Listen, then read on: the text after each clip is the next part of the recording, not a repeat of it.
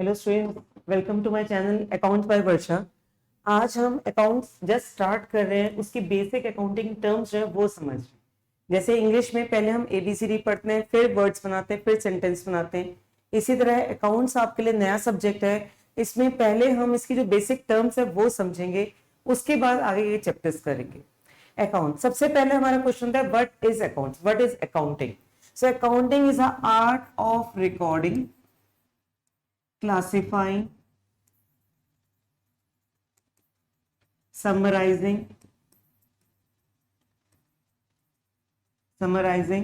the financial transaction and interpreting the results thereof. Accounts is basically recording, classifying, summarizing the financial transaction and interpreting the results thereof. It is the art of recording. अगर आपकी mummy कुछ खर्चे के लिए पैसे देती हैं, 500 रुपए दिए कि एक हफ्ते तक आप खर्च करो फिर हिसाब देना, तो अगर ट्रांजैक्शन ज्यादा होती है तो हमें लगता है हम याद नहीं कर पाएंगे, तो हर चीज हम रिकॉर्ड करते हैं कि ऑटो में इतने खर्च हुए, इतने की पेप्सी खरीदी, इतने की बुक खरीदी, इतने मैंने अपने फ्रेंड को दे दिए। तो छोटे छोटे खर्चे होते हैं, हम उसे याद नहीं कर सकते। हर चीज हम रिकॉर्ड कर लेते हैं। फिर जब मम्मी हिसाब पूछती है तो हम क्या करते हैं कि अच्छा आपने 500 रुपए दिए थे, उसमें से इतने 50 रुपए ऑटो में खर्च हो गए, 50 रुपए की पेप्सी आ गई, 100 रुपए मैंने इसको दे दिए, 100 रुपए की किताब खरीद ली, 20 रुपए का पेन खरीद लिया और इतने पैसे बच गए। That is only accounting. Accounting कुछ नया नहीं है, जो आप डेली लाइफ में करते हो एग्जैक्टली उसी में से हमने अकाउंट्स स्टार्ट किया है। It is a art of recording. सबसे पहले जो कुछ भी होता है हम उसे रिकॉर्ड करते चले जाते हैं, उसके बाद हम क्लासिफाई करते हैं। क्लासिफाई करना, जैसे हमने कहा कि ऑटो पे इतने खर्च हुए टोटल, तो ऑटो के पूरे हफ्ते में जितने ऑटो के खर्चे हैं वो सब ऐड कर लेंगे, तो उसे कहते हैं क्लासिफिकेशन। बुक्स पे टोटल इतने खर्चे हैं वो सब ऐड कर लेंगे। टोटल हमने खाने पीने पे इतना खर्च किया उसे ऐड कर लेंगे, उसे कहते हैं क्लासिफाइंग। अगर हम बिजनेस की टर्म्स में कहें तो टोटल सैलरी, पूरे साल की सैलरी कितनी पे की है, रेंट टोटल कितना पे की है, हमने टोटल वेजेस कितनी पे की है, ये सब हम क्लासिफाई करते हैं। मतलब कि हेड में डाल के हम ये कैलकुलेट करना चाहते हैं कि हर खर्चा इंडिपेंडेंटली हमने कितना किया। देन समराइजिंग हमारा जो हम पूरे साल पढ़ते हैं, मेहनत करते हैं, हमारा मेन टारगेट होता है ये जानना कि अच्छा किया है, बुरा, मार्क्स अच्छे आ रहे हैं, खराब आ रहे हैं, उससे हमें पता लगता है। इसी तरह आपने पढ़ा है कि हमारा जो मेन ऑब्जेक्टिव होता है बिजनेस करने का, that is to earn profit. तो प्रॉफिट लॉस पता कैसे लगेगा, उसके लिए हम अकाउंट्स बनाते हैं। जैसे आप मैथ्स में एक बेसिक फॉर्मूला पढ़ते आए हैं, profit is equal to revenue minus expense या selling price minus cost price. तो एग्जैक्टली समराइजिंग में हम यही करते हैं, पूरे साल में कितने गुड्स बेचे, कितना रेवेन्यू आया, वो सब लेते हैं, उसमें से सारे खर्चे हम माइनस करते हैं, उससे हमारा प्रॉफिट आ जाता है। So summarizing means calculation of profit and loss. Interpretation मतलब आपके पास सारे खर्चे आ गए, सारा रेवेन्यू आ गया, प्रॉफिट भी आ गया, फिर हम उसे इंटरप्रेट करते हैं, जिसे हम कहते हैं inter firm and intra firm comparison. Inter firm comparison मतलब कंपेरिजन बिटवीन टू फर्म्स, जैसे होता है ना आपके स्कूल में इंटर स्कूल कंपटीशन, मतलब अलग अलग स्कूलों के बीच में। इसी तरह इंटर फर्म कंपैरिजन मतलब अलग अलग फर्म्स के बीच में कंपैरिजन, कि उसकी फर्म ने 50 का प्रॉफिट अर्न किया तो मेरी फर्म ने 45,000 अर्न क्यों नहीं किया, मेरा कहाँ प्रॉफिट कम हुआ है, उसे कहते हैं इंटर फर्म कंपैरिजन। और इंट्रा फर्म कंपैरिजन मतलब फर्म तो सेम है मगर हम अलग अलग सालों के प्रॉफिट्स को कंपेयर कर रहे हैं, कि पिछले साल मेरा 60,000 का प्रॉफिट हुआ था, इस बार 45,000 का रह गया, तो क्यों रह गया, कौन से मेरे खर्चे बढ़ गए, ये क्यों मेरा रेवेन्यू कम हो गया, उसे कहते हैं intra firm comparison. So accounting is the art of recording. सबसे पहले हम सब कुछ रिकॉर्ड करते चले जाते हैं। क्लासिफाइंग मतलब हर खर्चे को, हर रेवेन्यू को हम इंडिपेंडेंटली देखते हैं, उसको कैलकुलेट करते हैं। Summarising means calculation of profit and loss. The financial transaction, हम सिर्फ और सिर्फ फाइनेंशियल ट्रांजेक्शन को रिकॉर्ड करते हैं, नॉन फाइनेंशियल ट्रांजेक्शन को हम इग्नोर कर देते हैं। किसी में भी अगर मनी इन्वॉल्व नहीं है तो हम उसको इग्नोर कर देंगे। सो summarizing only financial transaction and interpreting the results thereof, मतलब interfirm comparison and interfirm comparison. Now we are starting chapter 2, basic accounting terms. इसमें सबसे पहले हम बात करते हैं कैपिटल की। Capital means amount invested by the proprietor in the business. Proprietor का मतलब होता है बिजनेसमैन। तो हम जनरली अकाउंट्स में बिजनेसमैन वर्ड यूज नहीं करते, हम प्रोप्राइटर वर्ड यूज करते हैं। So the capital is amount which has been invested by the business in the business, by the businessman in the business. मतलब उसने अपना बिजनेस स्टार्ट किया, कितने पैसे बिजनेस में इन्वेस्ट किए, उसे कहते हैं कैपिटल। तो जैसे हम बैंक से लोन लेते हैं तो वापस करना पड़ता है, इसी तरह बिजनेस की टर्म्स में, अकाउंट्स की टर्म्स में हम कहते हैं कि बिजनेस और बिजनेसमैन दो अलग अलग एंटिटीज हैं। बिजनेस लेमन लैंग्वेज हम कहते हैं मेरा बिजनेस, मेरा पैसा, मेरा प्रॉफिट। मगर जब हम अकाउंट्स की नजर से देखते हैं तो हम कहते हैं बिजनेस अलग है, बिजनेसमैन अलग है। जैसे हम बैंक से लोन लेते हैं तो हमें वापस करना पड़ता है, इसी तरह अगर हम बिजनेसमैन से, प्रोप्राइटर से पैसे कुछ लेते हैं वो भी हमें वापस करना पड़ता है। तो capital is treated as liability. Liability मतलब सर पे बोझ है, हमें ये प्रोप्राइटर का पैसा वापस करना पड़ेगा। The capital is treated as internal liability. The other name of capital is net worth और ओनर्स इक्विटी। ओनर के जितना स्टेक है, ओनर्स इक्विटी। कैपिटल के लिए we use business entity principal.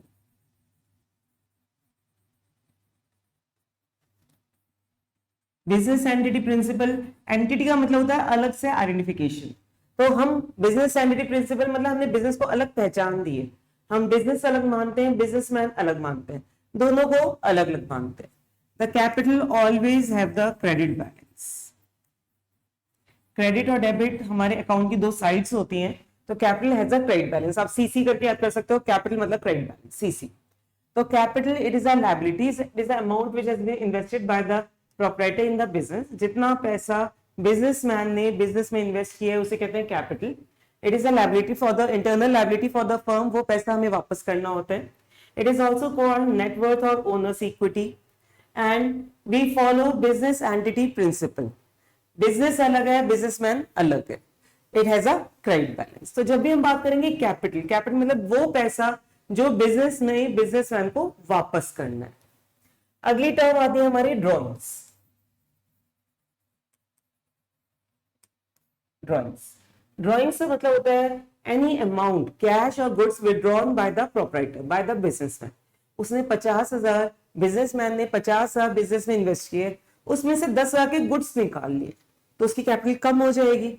तो जो जिससे हमारी कैपिटल कम होते हैं उसे कहते हैं ड्रॉइंग्स। ड्रॉइंग्स मतलब जो बिजनेस में पैसा लगा हुआ था हमने वो विड्रॉ कर लिए, उसे कहते हैं drawings. So it can be cash और गुड्स withdrawn by proprietor, जो पैसा उसने ड्रॉ किया, withdrawn by businessman और proprietor. It has a debit balance. जो कैपिटल है उसका डेबिट क्रेडिट बैलेंस होता है और जो ड्रॉइंग्स होती है उसका डेबिट बैलेंस होता है। ड्रॉइंग से जैसे अभी हमने देखा कि जब हम गुड्स विड्रॉ करते हैं, कैश विड्रॉ करते हैं, it decreases the amount of capital. इससे हमारा कैपिटल जो है वो कम हो जाता है। इसे आप ऐसे मान सकते हैं कि बैंक से मैंने 5 लाख का लोन लिया था, 50,000 वापस कर दिए, ड्रॉइंग से हमने उसी कैपिटल वापस कर दी, तो जो लायबिलिटी थी वो कम हो गई। It has a debit balance, DD, drawings debit balance. Then we have liabilities.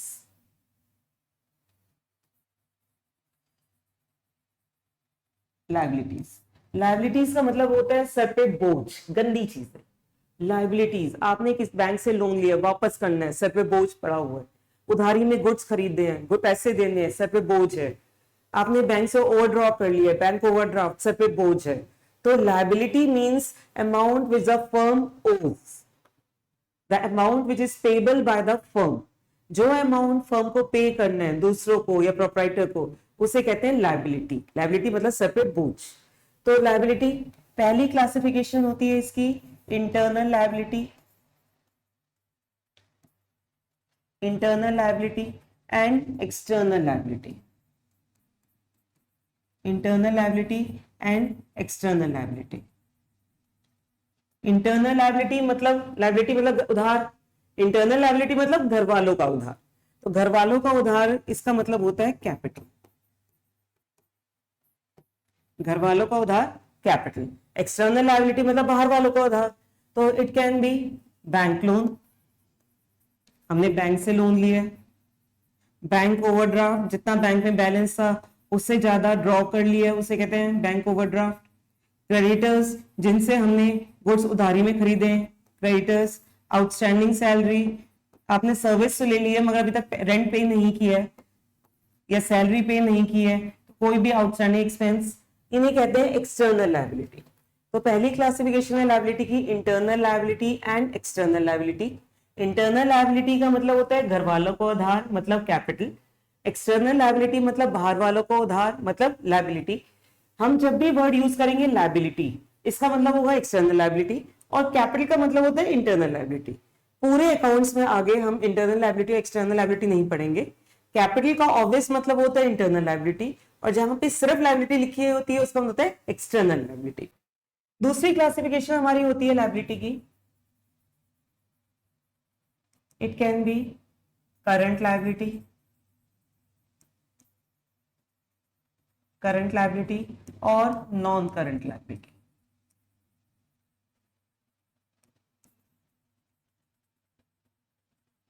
और एक होती है हमारी कंटिंजेंट लायबिलिटी।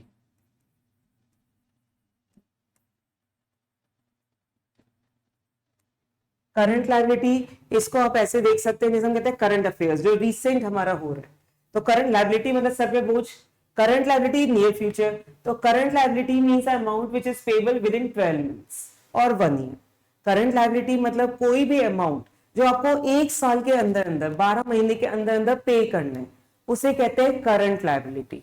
करंट लायबिलिटी के हमारे एग्जांपल हो गए क्रेडिटर्स, जिनसे हमने उधार में कुछ खरीदे हैं, उन्हें हमें पैसे वापस करने होते हैं। बैंक ओवरड्राफ्ट, इसमें रेट ऑफ इंटरेस्ट बहुत हाई होता है इसलिए हम जल्दी वापस करना होता है। आउटस्टैंडिंग एक्सपेंसेस, जो अमाउंट हमें पे करना है, ये होते हैं हमारी करंट लायबिलिटी, जो 12 महीने के अंदर या एक साल के अंदर वापस करना होता है। नॉन करंट लायबिलिटी, जो करंट लायबिलिटी नहीं है वो नॉन करंट लायबिलिटी है। तो करंट लायबिलिटी हमने पढ़ा था कि जो अमाउंट हमें एक साल के अंदर ही पे करना था वो करंट लायबिलिटी थी, तो जो अमाउंट हमें एक साल के बाद पे करना है वो नॉन करंट लायबिलिटी है। तो an amount which is payable after 12 months or 1 year is called non-current liability. इसके एग्जांपल्स हैं bank loan, debentures. Contingent liability वो लायबिलिटी जो हो भी सकती है नहीं भी हो सकती, और अगर होगी तो कितना अमाउंट होगा हमें कुछ भी नहीं पता। कंटिंजेंट लायबिलिटी जनरली उसमें यूज नहीं होती है, अगर ये क्वेश्चन आएगा तो अलग से शॉर्ट नोट आता है। कंटिंजेंट लायबिलिटी विच मे और मे नॉट अकर, जैसे आजकल का मौसम है तो अगर हम घर से निकलते हैं तो बारिश हो भी सकती है नहीं भी हो सकती, होगी तो कितनी तेज होगी हमें ये भी नहीं पता। तो इसी तरह अगर मैं बैंक को गारंटी देती हूँ या कोर्ट में कोई केस चल रहा है, तो हमें नहीं पता कि हम जीतेंगे या हारेंगे, और हारेंगे तो कितनी लायबिलिटी, कितना अमाउंट मुझे पे करना पड़ सकता है। तो जब हमें सर्टेनिटी नहीं होती या अमाउंट नहीं पता होता, उसे कहते हैं contingent liability. It is shown on the footnote of balance sheet. ये ध्यान रखिएगा, ये बेचारा बैलेंस शीट के चरणों में पड़ा रहता है, क्योंकि उसे पता ही नहीं है अमाउंट कितना है। अमाउंट नहीं पता तो हम बैलेंस शीट में भी नहीं लिख सकते, इसीलिए it is shown on the footnote of balance sheet. Example, सबसे इजी एग्जाम्पल जो अभी हमने किया था, case pending in the court, case pending in the court, तो वो हमारी contingent liability. Liability current liability जो एक साल के अंदर पे करनी होती है, नॉन करंट लायबिलिटी जो एक साल के बाद पे करनी होती है, कंटिंजेंट लायबिलिटी मतलब जो पे करनी भी पड़ सकती है नहीं भी करनी पड़ सकती, और अगर पे करनी होगी तो कितनी करनी होगी हमें नहीं पता। सॉरी। उसके बाद आते हैं एसेट्स। लायबिलिटी अभी हमने पढ़ा, लायबिलिटी मतलब सर पे बोझ, एसेट मतलब अच्छी चीज है,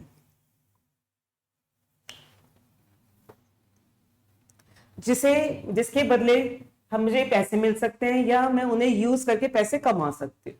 एसेट अच्छी चीज है, लायबिलिटी मतलब सर पे बोझ। तो एसेट्स अगर हम बात करें, it can be current assets, non current assets,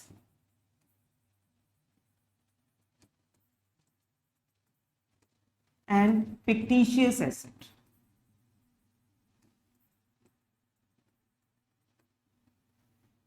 हर चीज के आपके इस चैप्टर में से थ्योरी जो आती है वो या तो फिल इन द ब्लैंक्स में आती है या हर चीज के दो दो एग्जाम्पल आते हैं। तो आप जब रिवाइज कर रहे हो उसका मतलब बहुत अच्छी तरह समझ लेना, और हर चीज का दो दो एग्जाम्पल जरूर याद रखना। राइट। जैसे current asset, non current asset, current liability, non current, हर चीज के दो दो एग्जांपल जरूर याद रखिएगा। करंट एसेट जैसे करंट लायबिलिटी थी कि उसे हमें एक साल में पे करना होता था, मगर एसेट तो अच्छी चीज है, तो current asset means which can be converted into cash with in 12 months और 1 ईयर, मतलब एक साल के अंदर अंदर आप उसे कैश में कन्वर्ट कर सकते हैं। इसके एग्जांपल है cash in hand, cash at bank, stock, inventory, prepaid expense. तो ये सब हमारे हो गए करंट एसेट जो आप एक साल के अंदर कैश में कन्वर्ट कर सकते हो। नॉन करंट एसेट्स जिसे आप एक साल के बाद कन्वर्ट कर सकते हो या इसे यूज करके आप प्रोडक्शन कर सकते हो और पैसे कमा सकते हो। तो non current assets it can be your investments और फिक्स्ड एसेट्स। इन्वेस्टमेंट आपने किसी कंपनी में किसी और कंपनी के शेयर्स खरीद रखे हैं, डिबेंचर्स खरीद रखे हैं, तो उसे कहते हैं investments. Fixed assets it can be tangible asset और it can be intangible asset. Tangible asset और इनटैंजिबल एसेट, ये हमारे टैंजिबल और इनटैंजिबल एसेट ऑलमोस्ट आप समझ सकते हो computer hardware and software. Computer hardware हम देख भी सकते हैं, टच भी कर सकते हैं। कंप्यूटर सॉफ्टवेयर हम उसे ना तो देख सकते ना टच कर सकते। सेम हमारा है tangible asset and intangible asset. Tangible assets are those non-current assets which can be touched or seen. For example, land, building, machinery, furniture. तो जो एसेट हम खरीदते हैं यूज करने के लिए उन्हें कहते हैं नॉन करंट एसेट। तो टेंजिबल एसेट मतलब जिन्हें आप देख भी सकते हो, टच भी कर सकते हो। तो लैंड, बिल्डिंग, फर्नीचर ये हो गए टेंजिबल एसेट। इनटैंजिबल एसेट मतलब आप इन्हें देख नहीं सकते, टच नहीं कर सकते। तो इसके एग्जांपल गुडविल, इनके एग्जांपल बहुत इंपॉर्टेंट है, मार्क कर लीजिएगा। सब चीजों के current asset, tangible asset, intangible asset, goodwill, trademarks, copyright and patents, ये हो गए हमारे इनटैंजिबल एसेट्स। हम इनको जैसे ट्रेडमार्क्स है, लोगो है, हम इन्हें सेल कर सकते हैं, सेलेबल वैल्यू होती है, it can be converted into cash but we can not touch them or see them.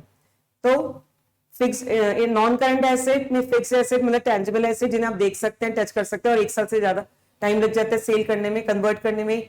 Intangible asset जिनकी सेलेबल वैल्यू तो होती है मगर आप उन्हें देख नहीं सकते, टच नहीं कर सकते।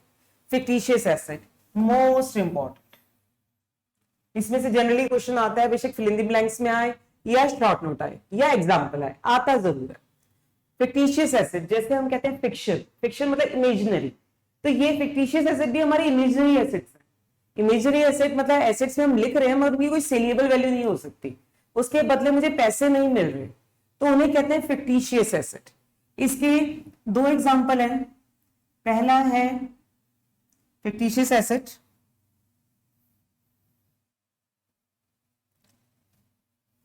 we have debit balance of profit and loss account, ये भी डिटेल में आप बाद में पढ़ेंगे। इसका बेसिकली मतलब होता है लॉस, तो लॉस का डेबिट बैलेंस होता है मगर कैश में तो कन्वर्ट कर नहीं सकते। और दूसरा एग्जांपल है deferred revenue expenditure. Deferred revenue expenditure का मतलब होता है कि डेफर का मतलब होता है पोस्टपोन करना, तो डेफर्ड रेवेन्यू एक्सपेंडिचर इसका मतलब है कि हमने पोस्टपोन किया है, खर्चा तो अभी कर दिया है मगर उसका बेनिफिट हमें बाद में मिलेगा। तो डेफर्ड रेवेन्यू एक्सपेंडिचर के एग्जांपल हैं एडवर्टीजमेंट। बेटर है आप डेफर्ड रेवेन्यू एक्सपेंडिचर को एडवर्टीजमेंट के नाम से ही याद रखो तो ज्यादा अच्छी तरह याद रहेगा। प्लिनरी एक्सपेंस, इसके एग्जांपल बहुत इंपॉर्टेंट है। डेफर्ड रेवेन्यू एक्सपेंडिचर का भी शॉर्ट नोट आ सकता है, एग्जांपल आ सकते हैं, और आपका फिक्टिशियस एसेट का भी आ सकता है। तो डेफर्ड रेवेन्यू एक्सपेंडिचर मतलब खर्चा तो अभी कर दिया, बेनिफिट बाद में मिलेगा। जैसे एडवर्टीजमेंट है, आज मैं करोड़ों रुपए लगा के सेलिब्रिटीज को लेकर एडवर्टीजमेंट बनाती हूँ, लोग उस एड को देखते हैं, धीरे धीरे मन करता है कि अच्छा उस प्रोडक्ट को यूज करेंगे, वो यूज करते हैं, अच्छा लगता है, दोबारा यूज करते हैं, अपने फ्रेंड्स को, अपने रिलेटिव्स को रेफर करते हैं। तो एडवर्टीजमेंट का खर्चा तो मेरा आज हुआ, मगर जो इसका बेनिफिट है वो मुझे over the period of time मिलेगा, इसलिए उसे हम कहते हैं डेफर्ड रेवेन्यू एक्सपेंडिचर। मेरा ये खर्चा है, डेबिट बैलेंस है, मगर इसके बदले मुझे पैसे नहीं मिलने वाले, इसे बेच नहीं सकती, तो इसलिए हम इसे कहते हैं फिक्टिशियस एसेट। प्रिलिमिनरी एक्सपेंस का मतलब है कि जब कंपनी स्टार्ट होती है तो उसके इनकॉर्पोरेशन से पहले के जो खर्चे होते हैं उसे कहते हैं प्रिलिमिनरी एक्सपेंस, उसे हम धीरे धीरे राइट ऑफ करते हैं, इसलिए इसे fictitious asset deferred revenue expenditure कहते हैं। It can not be converted into cash. इसके एग्जांपल याद रखिएगा, मोस्टली जो क्वेश्चन आता है डेफर्ड रेवेन्यू एक्सपेंडिचर या फिक्टिशियस एसेट का शॉर्ट नोट आ जाता है या आपका इनका एग्जांपल आ जाता है। Next is receipt. We have capital receipt and revenue receipt.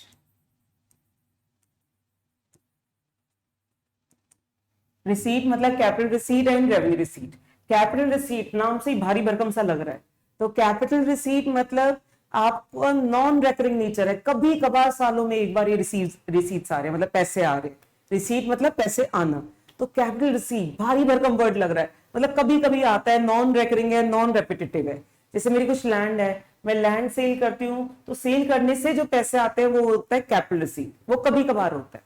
मगर मैं जो अपने गुड सेल करूंगी, अपना फर्नीचर, जो मेरा जिस चीज का मेरा बिजनेस है, वो जब सेल करूंगी तो वो तो रेकरिंग नेचर का है। मैंने अपनी मकान जो है वो किराए पे दे रखा है, रेंट रिसीव कर रही हूँ, रेकरिंग नेचर का है, रेपिटेटिव नेचर का है। एफडी करवा रखी है, उस पर इंटरेस्ट आ रहा है, रेकरिंग नेचर का है। तो जो रेकरिंग होता है वो रेवेन्यू रिसीट होता है, और जो पैसे मुझे कभी कभार मिलते हैं उसे कैपिटल रिसीट कहते हैं। तो capital receipt this is of non recurring nature,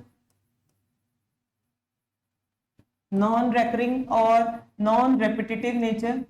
इसके एग्जांपल हो गए हमारे receipt from sale of receipt from sale of machinery or land, furniture, जो कभी कभार आते हैं उसे कहते हैं कैपिटल रिसीट। रेवेन्यू रिसीट जो रेगुलरली आते हैं, it is revenue receipt is of recurring nature, मतलब आते रहते हैं, एक ही दिन में 5-6 बार आ जाते हैं, रेकरिंग नेचर, हर महीने आते रहते हैं। इसके एग्जांपल हैं sale of goods, rent received, interest received,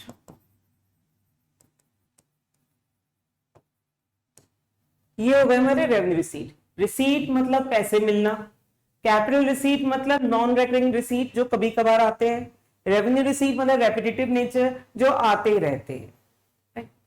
next expenditure,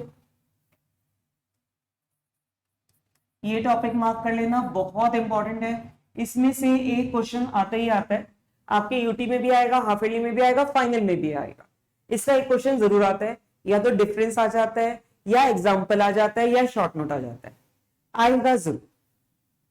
expenditure, हमारे 3 तरह के एक्सपेंडिचर होते हैं, capital expenditure, capital expenditure, revenue expenditure,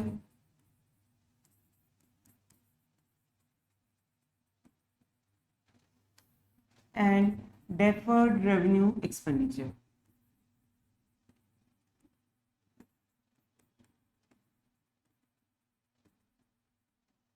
capital expenditure, जैसे अभी हमने एक्सपेंडिचर मतलब खर्चा, पैसे जा रहे हैं, रिसीट मतलब पैसे आना, एक्सपेंडिचर मतलब पैसे जाना। तो अगर हम बात करते हैं कैपिटल एक्सपेंडिचर, भारी भरकम वर्ड, मतलब ये नॉन रेकरिंग नेचर का है। जैसे कैपिटल रिसीट थी वैसे ही कैपिटल एक्सपेंडिचर है, नॉन रेकरिंग नेचर है, कभी कभार सालों में एक बार करते हैं, खर्चा एक बार करते हैं, बेनिफिट बार बार मिलता है। जैसे हमने लैंड खरीदी, खर्चा तो एक बार किया, मगर यूज हम लंबे टाइम तक कर सकते हैं।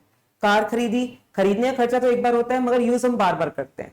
तो कैपिटल एक्सपेंडिचर नॉन रेपिटेटिव खर्चा है, खर्चा एक बार करते हैं, बेनिफिट बार बार मिलता है। तो capital expenditure it is of non recurring nature, non repetitive कह सकते हैं,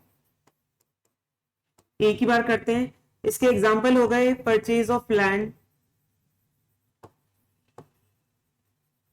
फर्नीचर, मशीनरी, व्हीकल। तो जो हमारे हम चीज कोई भी खरीदते हैं उसका बेनिफिट मुझे बार बार मिल रहा है, उसे कहते हैं capital expenditure. It is shown on the asset side of balance sheet. It is shown on the asset side of balance sheet. Revenue expenditure मतलब खर्चा एक बार करते हैं, बेनिफिट भी एक बार मिलता है। कार खरीदी, बार बार यूज कर सकते हैं, कैपिटल एक्सपेंडिचर। उसे पेट्रोल डलवाया, एक ही बार यूज कर सकते हैं, वो है रेवेन्यू एक्सपेंडिचर। बिल्डिंग खरीदी, बार बार यूज कर सकते हैं, कैपिटल एक्सपेंडिचर। किराए पे घर लिया, रेंट पे कर रहे हैं, बार बार रेंट पे करना पड़ेगा, रेवेन्यू एक्सपेंडिचर। राइट। तो जो खर्चा हम एक बार करते हैं, बेनिफिट बार बार मिलता है, उसे कहते हैं कैपिटल एक्सपेंडिचर। जो हम खर्चा बार बार करते हैं उसे कहते हैं revenue expenditure. It is of recurring nature या रेपिटेटिव नेचर। इसके एग्जाम्पल हो गए रेंट पेड,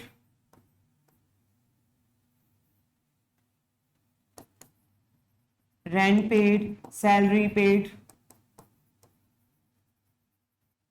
इलेक्ट्रिसिटी पेड। हम घर खरीदते हैं, उसमें जो पहली बार व्हाइट वॉश करवाते हैं वो कैपिटल एक्सपेंडिचर होता है, मगर जो बार बार व्हाइट वॉश करवाते हैं हर 2 साल बाद, 5 साल बाद, वो रेवेन्यू एक्सपेंडिचर होता है।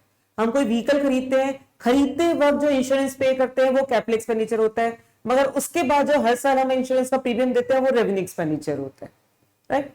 अगर हम कोई सेकेंड हैंड एसेट खरीदते हैं, अब हमें कोई भी सेकेंड हैंड कार खरीदेंगे, कुछ भी चीज सेकेंड हैंड खरीदेंगे, तो इनिशियली में उस पर कुछ खर्चा करना पड़ता है। तो अगर हम कोई सेकेंड हैंड एसेट खरीदते हैं, उसको हम खरीदते के टाइम अगर कुछ रिपेयर्स करवाते हैं, वो भी कैपिटल एक्सपेंडिचर माना जाता है। ये पॉइंट ध्यान रखिएगा। It is shown on the debit side of trading account और profit and loss account. Deferred revenue expenditure हम कर ही चुके हैं। जो खर्चा एक बार करते हैं, बेनिफिट हमें over the period of time मिलता है। इसके एग्जांपल हमने किए हैं advertisement and preliminary expense.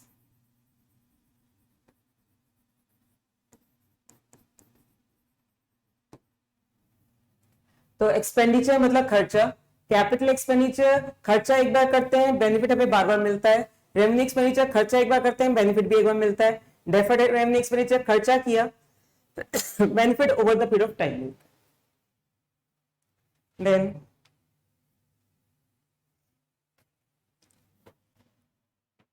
we have expense,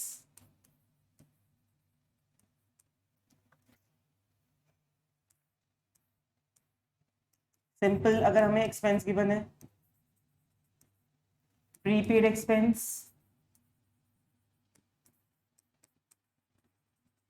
and outstanding expense.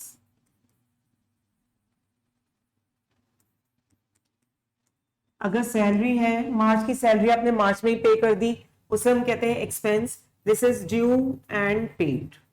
Due भी हो गया और टाइम पे पे भी कर दिया।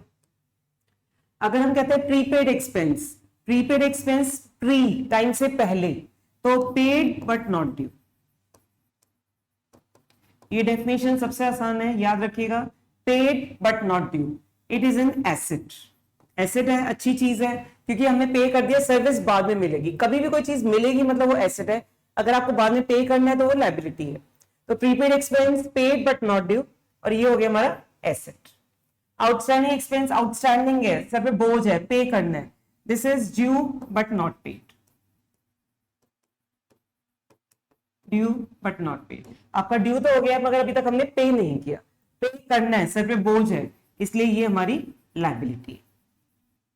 ये टर्म्स काफी इंपॉर्टेंट है, आगे हर चैप्टर में कहीं ना कहीं किसी ना किसी तरीके से यूज होता है, तो ये बहुत अच्छी तरह याद रखिएगा ताकि दिक्कत ना हो। अकाउंटिंग इक्वेशन, फाइनल अकाउंट, हर जगह यूज होता है। तो ये टर्म्स समझ के, सबसे प्यारी सी छोटी सी डेफिनेशन है, तो ये इसी तरीके से याद कर लीजिएगा। Then income,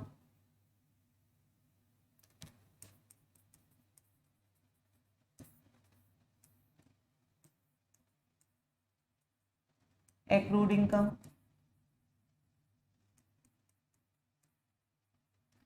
income received in advance।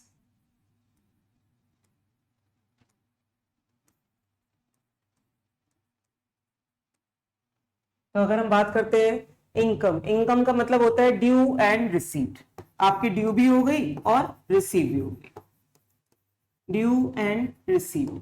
Accrued income, ये टर्म बहुत परेशान करती है क्योंकि ये नाम से पता नहीं लग रहा, तो ये ध्यान से करिएगा। Accrued income means due but not received, due but not received, आपकी ड्यू हो गई है, रिसीव नहीं हुई, रिसीव होनी है, इसलिए ये हमारा एसेट है। Income received in advance, advance में रिसीव हो गई है, means received but not due,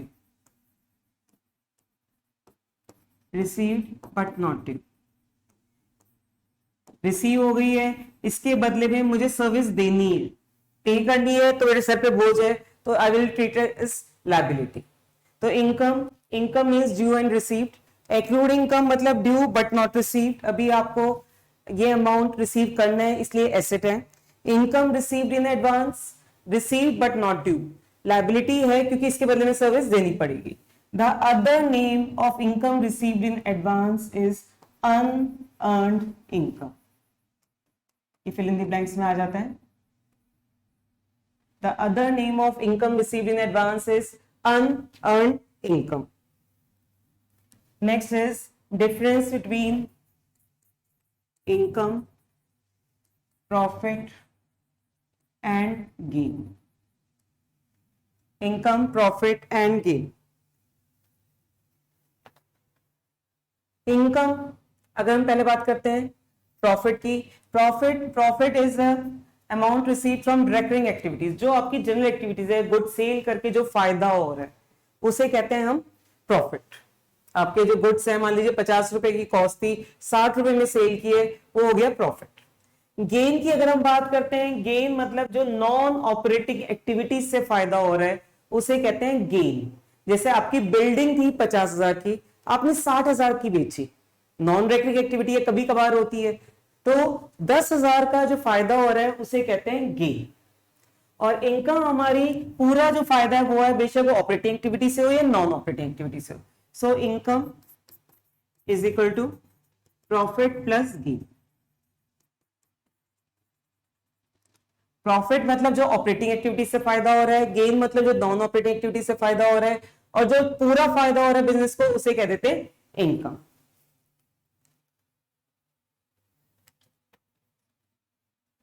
next terms है हमारी परचेज,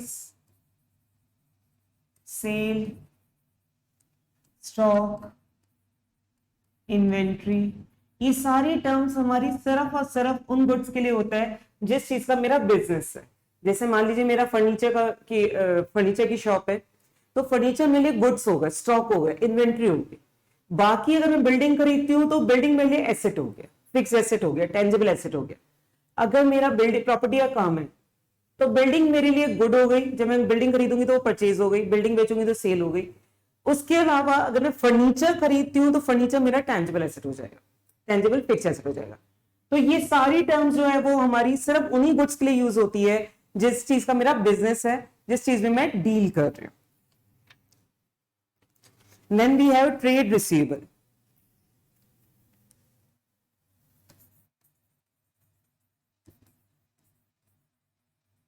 ट्रेड रिसीवेबल, नाम से जैसे पता लग रहा है रिसीवेबल मतलब पैसे आने हैं, तो trade receivable is equal to debtors plus bills receivable. इसे नोट डाउन कर लेना, ये फॉर्मूला इंपॉर्टेंट है।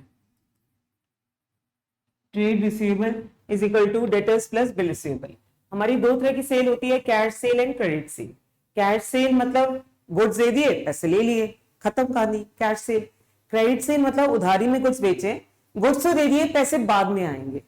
तो जो पैसे बाद में आएंगे, उन्हें जिनसे पैसे बाद में आएंगे, जिन्हें हमने उधारी में गुड्स बेचे हैं, उन्हें कहते हैं डेटर्स। तो डेटर्स मतलब अच्छे लोग मुझे पैसे देंगे, तो वो हो गए मेरे एसेट। मैं रिपीट कर रही हूँ पॉइंट, जब मैं उधार में गुड्स बेचती हूँ तो पैसे बाद में आएंगे। जिन लोगों को मैंने गुड्स बेचे हैं वो मुझे बहुत अच्छे लगेंगे क्योंकि वो मुझे फ्यूचर में पैसे देने वाले हैं। अच्छे लोग का मतलब होता है एसेट। तो ये ध्यान रखिएगा, शुरू में डेटर्स और क्रेडिटर्स में थोड़ी कंफ्यूजन रहती है, तो आप सिर्फ इतना याद रखना, डेटर्स मतलब अच्छे लोग, अच्छे लोग मतलब मुझे पैसे देंगे, मतलब एसेट। तो डेटर्स मतलब मैंने गुड्स बेचे, वो मेरा जान पहचान का था, उसने प्रॉमिस कर दिया कि मैं प्रॉमिस कर रहा हूँ 3 महीने पेमेंट कर जाऊंगा, ऐसे ओके, तो वो मेरा हो गया डेटर। मगर कोई आता है जिससे मुझे बिल्कुल भरोसा नहीं है, वो कहता है 3 महीने पेमेंट करूंगा, मैं कहती हूँ लिख के दो आप, जब लिख के दोगे तभी मैं आपको गुड सेल करूंगी। तो जब कोई स्टैम्प पेपर पर ये प्रॉमिस लिख के देता है तो उसे कहते हैं bills receivable.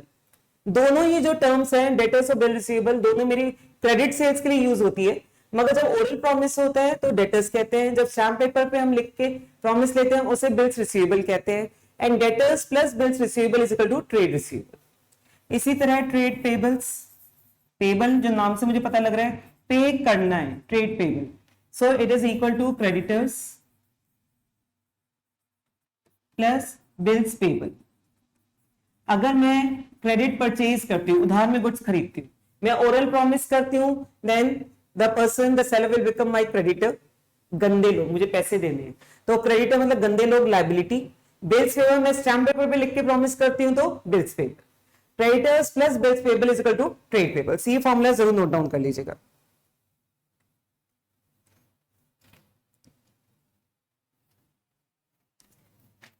Then we have discount.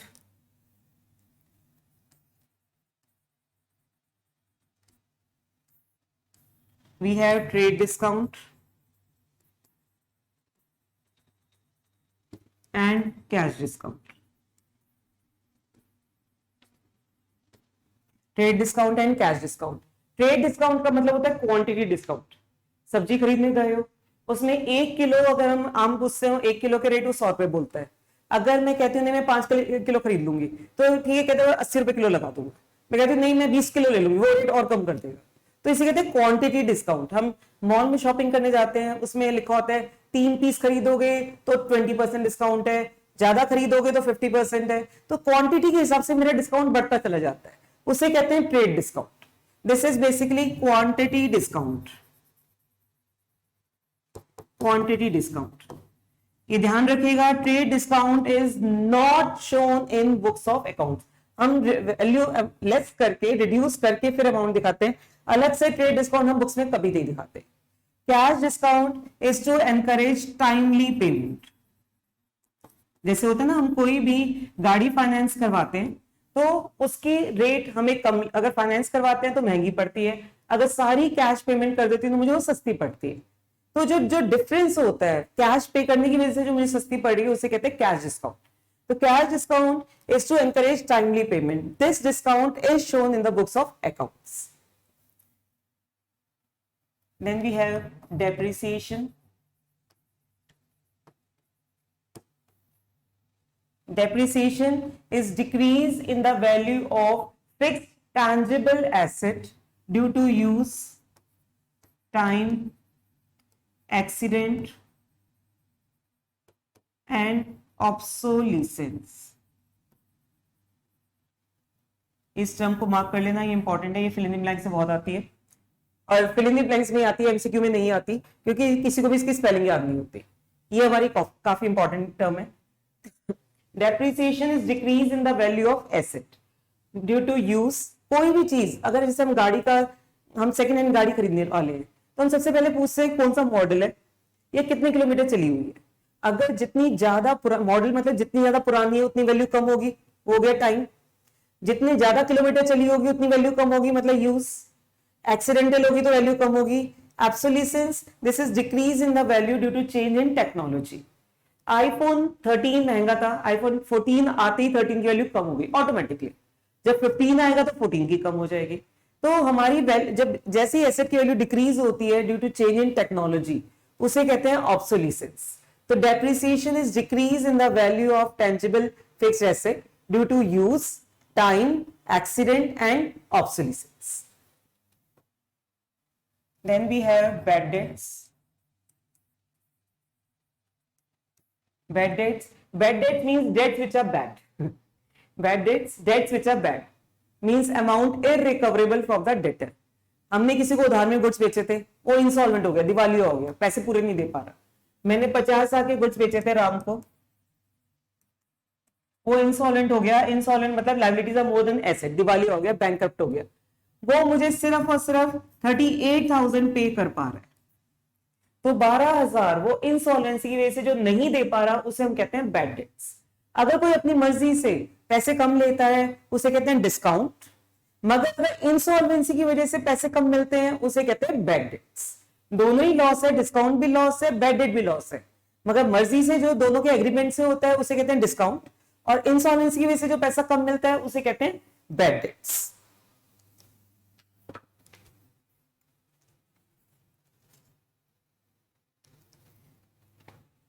Then we have debit and credit. Debit credit इनके अपने आप में कोई डेफिनेशन नहीं है, these are only two sides of the account. हम अकाउंट बनाते हैं, मान लो कैश अकाउंट हमने बनाया, तो उसमें जो लेफ्ट हैंड साइड होती है ये हमारी डेबिट साइड होती है, और जो राइट हैंड साइड होती है वो क्रेडिट साइड होती है। तो debit and credit are two sides of the account. Then we have financial statement और फाइनल अकाउंट्स। फाइनेंशियल स्टेटमेंट्स और फाइनल अकाउंट्स, इसमें हम इंक्लूड करते हैं trading account, profit and loss account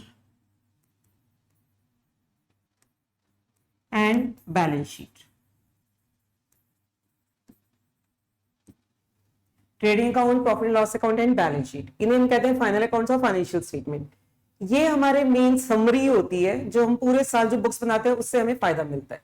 trading account and profit and loss account, these are known as income statement. Trading and profit loss account, these are known as income statement, and these are also known as period statement.